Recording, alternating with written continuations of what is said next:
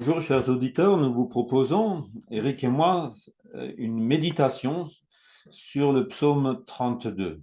Ce psaume 32 est assez connu par le fait qu'il parle du bonheur de ceux qui se savent pardonnés par le Seigneur.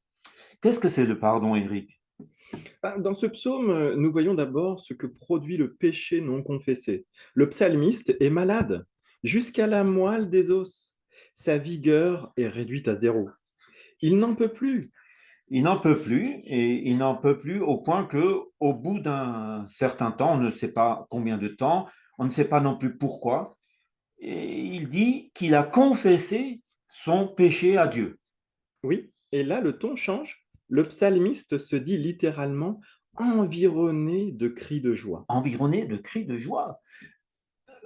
C'est étonnant car le pardon des péchés, on considère souvent que Dieu nous dirait un petit peu quelque chose de ce genre. Bon, tu m'as confessé tes péchés, c'est pas très grave, recommence pas à l'avenir, allez, on efface l'ardoise, mais que je t'y prenne plus.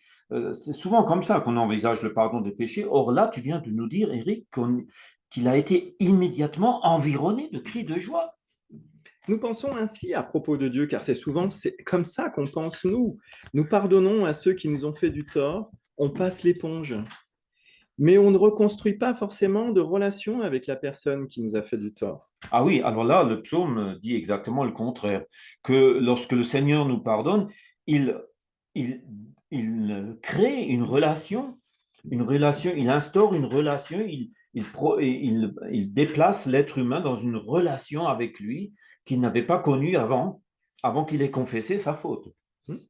Le Seigneur, en effet, lui-même prend la parole dans le psaume au verset 8.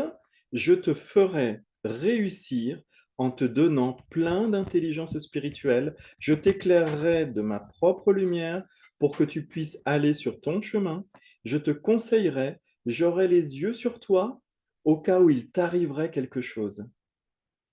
Donc, si je te suis, si je suis bien le psalmiste que tu nous as cité, Eric, contrairement à ce qui se passe dans les relations humaines, où souvent, après le pardon qu'on a donné de bon ou de mauvais gré, les relations restent quand même distantes, hein. Elles restent réduites à un strict minimum. Alors que dans le pardon de Dieu qui nous est décrit dans ce psaume, il y a une restauration d'une relation, on pourrait même dire la création d'une relation forte, pleine d'amour, qui ne semblait pas avoir été vécue auparavant par cet être humain.